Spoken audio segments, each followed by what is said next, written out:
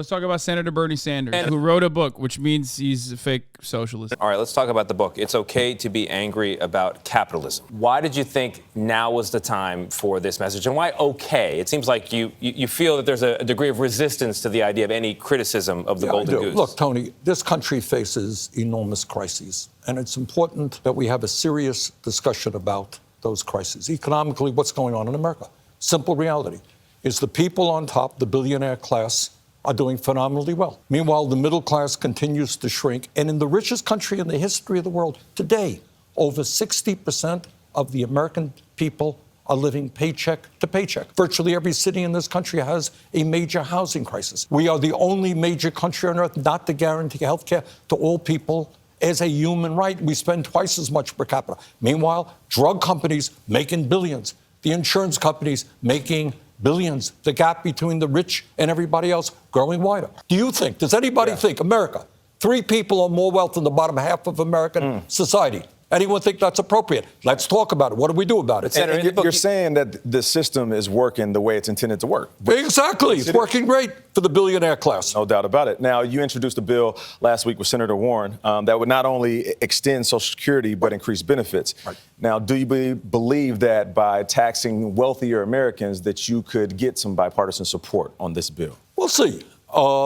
When we talk about the problems of America and why we're not solving them, please don't forget that this political system is corrupt as well. All right? So if you are a member of Congress, right, and you were put into power by some super PAC owned by a billionaire, you think the first thing you're going to do is say, I think billionaires should pay their fair share of taxes. I doubt it. So you got a corrupt Like, the way that the interviewer is interviewing him, it just feels like is he patronizing him? Like, am I crazy? It just feels weird. Maybe I'm just being parasocial with Bernie. Who knows? But if super PACs can spend unlimited sums of money to beat you, is that corrupt? I think it is. One of your proposals in here is actually to rewrite parts of the Constitution to make changes. But, the guy at home right now, even the guy not doing well sitting at home might be saying, yeah, but you're acknowledging that this system we have has created more wealth than any country has ever had in the history. There it is. There it is. No, man. The guy at home right now is not saying that. You're conditioning him to say that. The guy at home is watching and going, honestly, it feels like Bernie is spitting the fucking truth. By the way, this also ties back perfectly to what we were talking about with respect to Noam Chomsky and manufactured consent. This is a self-selecting process. It's a self-eliminating process. You have this motherfucker in this position specifically because he's a dog for the capital owners. He will say the right things. On AI, it is current tax policy in this country that if companies buy an AI system, it's a capital investment. Even if it lays off workers, they get a tax benefit. You're right. Encouraged by the system. I imagine you would want to change that. But we would. You're saying tax robots. That's right. That's exactly right. Yeah. Yeah, of course. What do you mean? Bro, I hate this shit so much. They would never be this contentious while interviewing a billionaire advocating for lower taxes. Yeah. I heard the Face the Nation one was really bad.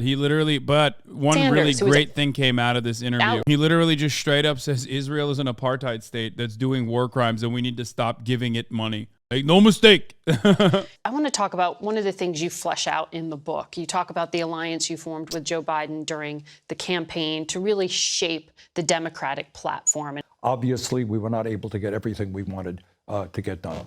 In some of the things you were able to get done and signed into law, President Biden points to them as achievements, but you diminish them a little bit in this book. You point out Medicare won't be permitted to negotiate lower drug prices until 2026. Right. The cap on out-of-pocket prescription drug costs for seniors doesn't kick in until 2025. $35 cap on insulin prices doesn't help those who aren't on Medicare. He's not diminishing that. He's just saying the work is not done. If you consider that to be diminishing Joe Biden's achievements, then you understand the point, you fucking idiot. You dumbass. You fucking absolute dumbass monster. Holy shit. I love when people always say this. It's the best self-report. When you personally account for exactly what the fucking policy is and libtards literally go off the fucking rails going, well, you're diminishing the results of this profound achievement, it seems. It's like, well, no, I'm just telling you what the situation is. You are the one who saw the facts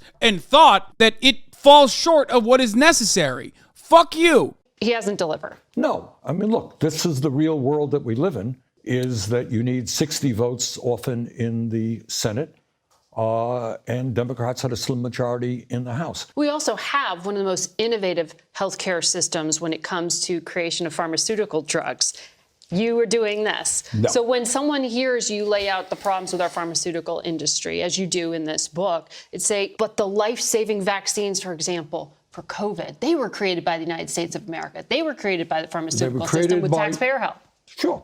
Of course the drug companies produce great drugs. They were created by workers. Shut the fuck up. I hate that. I hate that narrative. It's like, oh, well, these big pharmaceutical corporations created the COVID vaccine. No, they didn't. Workers created that. Your iPhone in your fucking hand, workers made it. Shut the fuck up. How do you lower the cost of prescription drugs in a way that doesn't hurt American innovation? And how do you do it politically when Republicans control the House?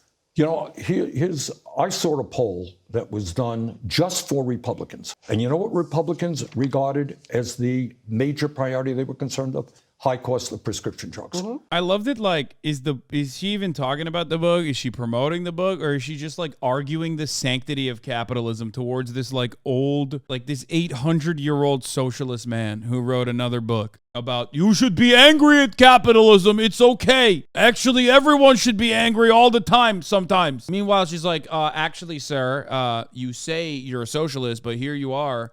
On a very capitalism defending broadcast. I mean, quite interesting. The entire fucking line of questioning is just like attacking him and everything that he's done or everything that he's accomplished while defending his enemies. And of course, his enemies are fucking corporations. So then she's just a corporate stooge. It's like so obvious. So I think we have the basis for bipartisan work to tell the pharmaceutical industry that they really have got to stop ripping off the American people. A number of ways you could do it. The Inflation Reduction Act started by having Medicare negotiate prices with the pharmaceutical industry. Doesn't kick in for a few years. Yep. I think we should expedite that.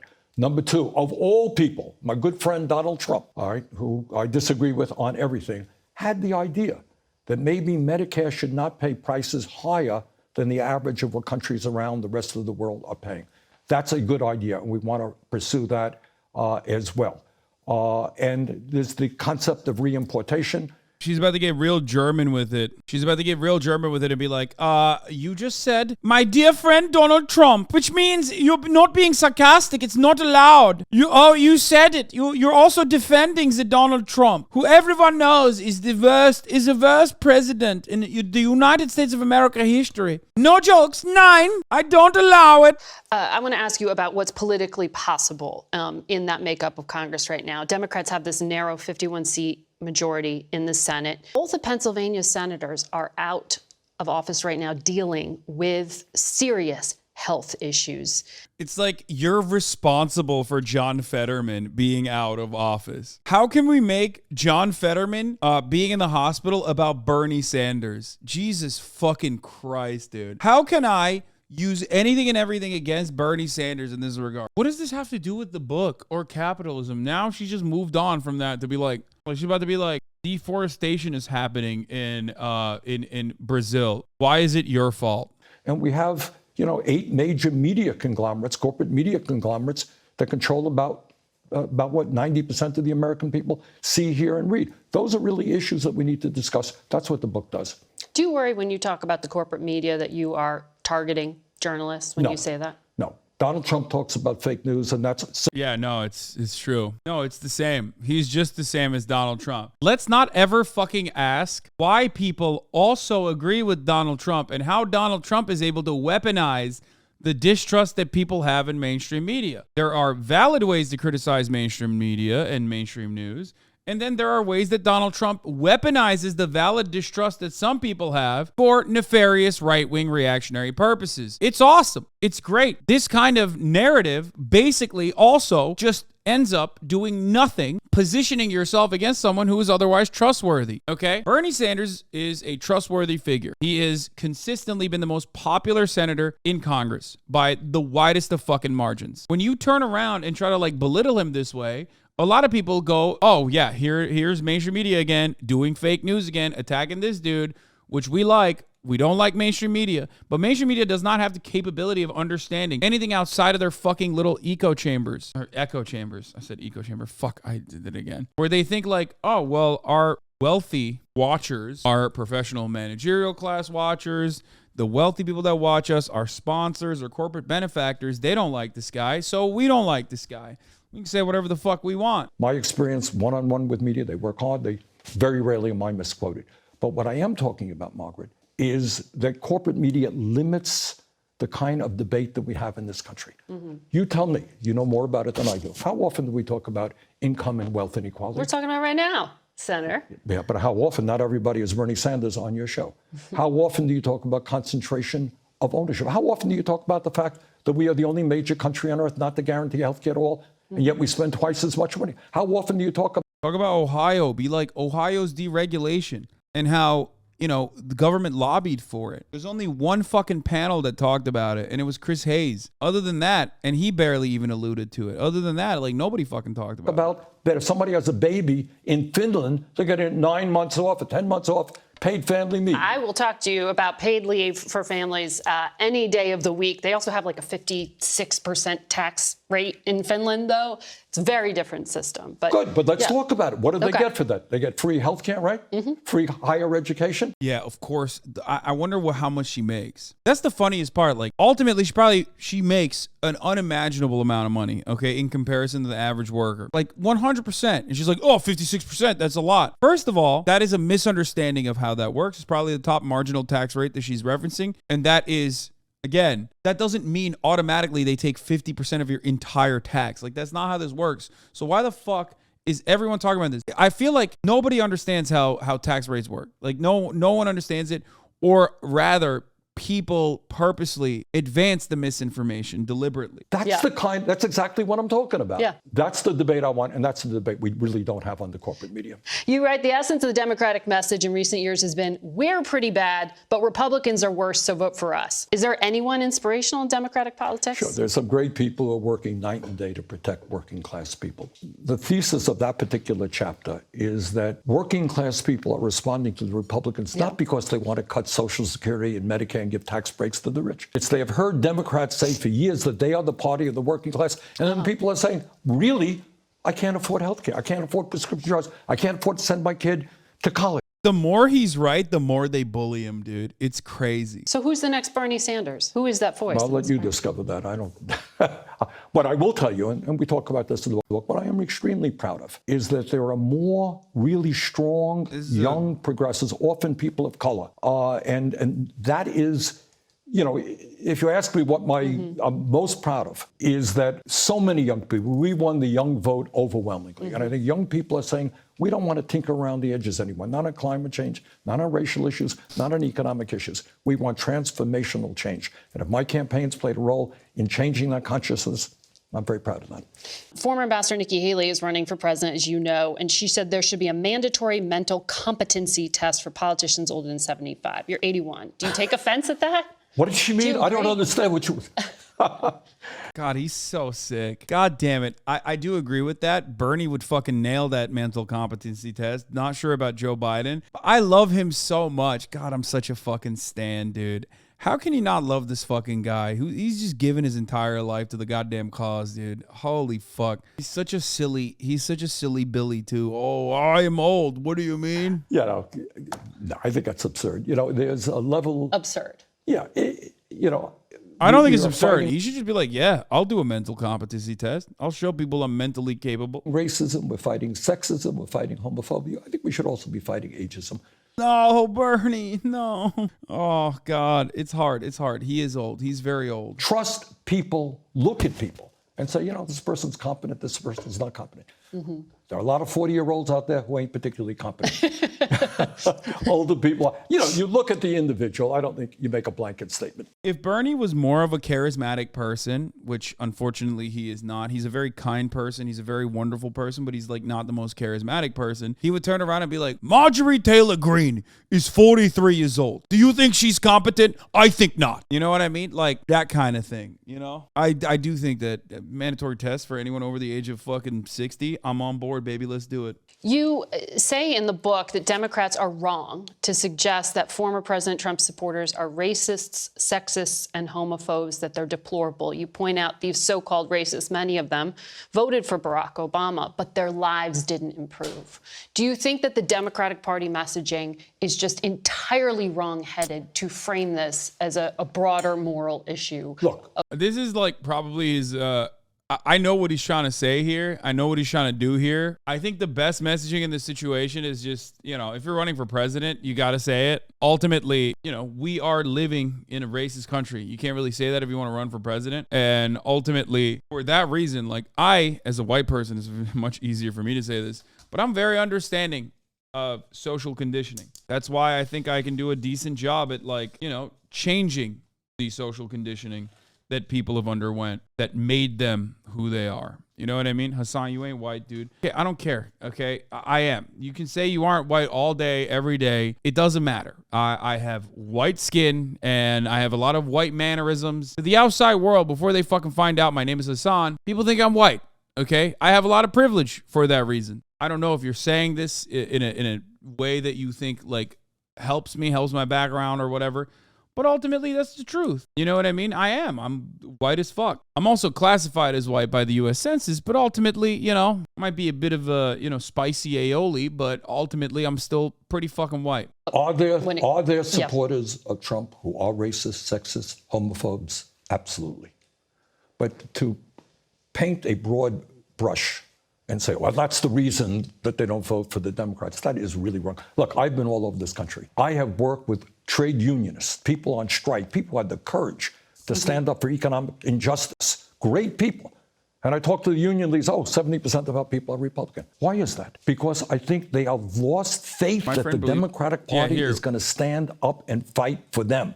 And they say, look, Democrats talk, they don't accomplish. Oh, I want to vote for Trump. Maybe but you blame Democrats going back to Bill Clinton for signing on to NAFTA. You blame Barack Obama. That's right. You're critical of Joe Biden as well here. That's right. All right. In other words, what I have said over and over again, working class people, in my view, are not responding primarily, there are other reasons, to the Republican message because they want to cut Social Security, Medicare, and give tax breaks to billionaires. That's not why working class people are voting for them. I want to ask you about some issues on foreign policy. CIA Director Bill Burns recently said that the uptick in violence in Israel and Palestinian territories reminds him Well, this is where he pops off. Oh, come on, Bernie, spit. of the last intifada, that there could be an explosion of violence. Israel now is the most right-wing government it's had in years. Do you think that democracy is imperiled in Israel right now? I do. And I am very worried about what next. Right now. Man, democracy in Israel is a funny concept. You know, for who is the question you got to ask. You know what I mean? It's an apartheid state. That's crazy to be like, oh, like democracy in South Africa is in peril is what a lot of people are saying. It's like, yeah, no shit. It just like kind of didn't exist. Democracy for who? And what may happen to the Palestinian people. And let me tell you something. I mean, I haven't said this publicly, but I think the United States gives billions of dollars. I'm here, hostile rock. All right, give me the Jews. We've got to put some strings attached to that. You cannot turn your back on the two-state solution. You cannot demean the Palestinian people there. You just can't do it and then come to America and ask for money. Have you talked to the administration about it? They've been very careful in criticism of the Netanyahu government. Well, I am not careful about it. I'm embarrassed that in Israel you have a government of that nature right now. And are you going to introduce something? We may well, yes.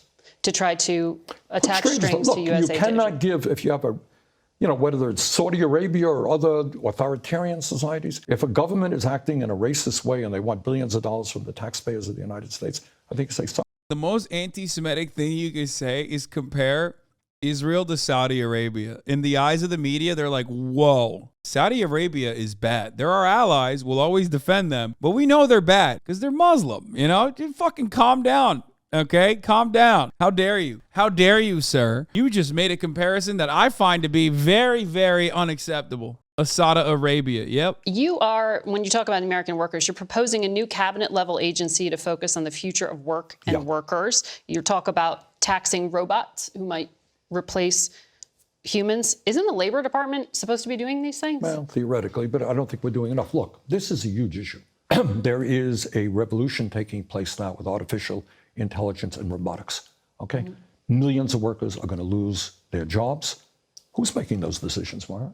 You hear it debated in Congress? I don't. This part is so important. A lot of people don't understand what he's saying here, but he's talking about like basically the government offering like a patch, right? It's not the best provision, but it's the best one he can advocate for.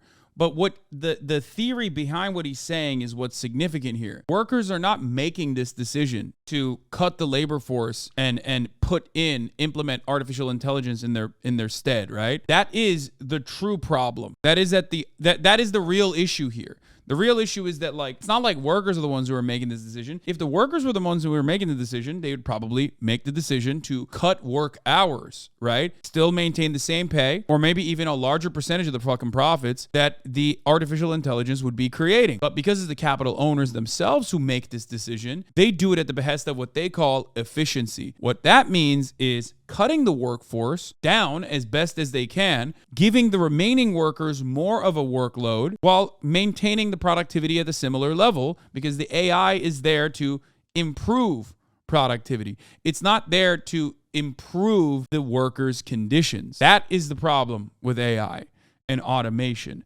Not necessarily that like it exists. It's a good thing. This is something I talk about a lot. Like, the wheel was not invented to make someone money. The wheel was invented and it was truly a good thing, right? It moved humanity forward. And artificial intelligence is similar. Unfortunately, though, it's created under the conditions of capitalism, and therefore, just like every other type of innovation, it works to make workers more productive. That doesn't necessarily mean it's a good thing for the workers ultimately. As a matter of fact, in many instances, it's a bad thing for the workers because they just do more output. They do more and they get paid the same. That's why productivity has skyrocketed with cell phones. People are on 24/7 at their jobs. And yet, for some reason, wages have remained stagnant in comparison to the productivity. But I have to ask you, you're going on tour to promote this book, It's Okay to Be Angry About Capitalism. You're here talking about it.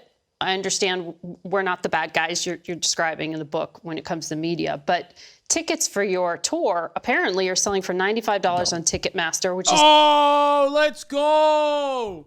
Woo! Woo! Let's go! You say you're a socialist, and yet here you are. Yet here you fucking are, you old bitch. Why are you a whole-ass socialist right in front of me wearing clothes? Why are you not wearing an old-timey, hollowed-out barrel with 2 leather straps on the fucking shoulders and running around going, I'm so poor, please, sir, can I have some fucking more? Let's see what he says.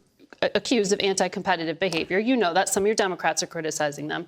Aren't you benefiting yourself from this system that you're trying to dismantle? First of all, those decisions are made totally by the publisher and the bookseller. I think there's one case where in one place here in Washington, Politics and Prose, an independent bookstore, charging some tickets. Most of them, I think, are $40, $50, and you get a book as well. So if you want to come, you're going to have to pay $40. I'll throw in the book for free. And we're doing a number of free events, but I don't make a nickel out of these things at all. But you're okay doing business with Ticketmaster? No, not particularly, but that's, again, I have nothing to do with that. That is... But again, it's out of his power. It's so stupid. You design a system that is inherently exploitative, and motherfuckers are trying to use the tools that the system offers them, okay? And you still go, fuck you, dude. You're fucking hypocritical. It's like, what are you supposed to do? Like, you can't make this argument and then literally say it's a corporate monopoly, because this is a self-defeating argument. You just immediately defeated your argument. You said that, and then you called it a monopoly, so you understand it. And the same goes for Twitch. The same goes for Amazon. You can say, Hasan, this is a self-serving argument. It is self-serving because I do try to be as ethical as I possibly can, and also simultaneously educate you on how shit works. Anyway. You wrote a book, probably be the same process. Mm-hmm. So you have to operate within the system. I do. Is That's what right. I write a book, a major publisher, et cetera, et cetera. Senator Sanders, thank you very much. At least she didn't follow through, because like she didn't have enough time, but she would have probably followed through on the whole thing by being like, well, we're now joined by did you Vermont have Senator. to go with that publisher? Could you not go with a different publisher? You know what I mean? Which is usually what the second follow-up is.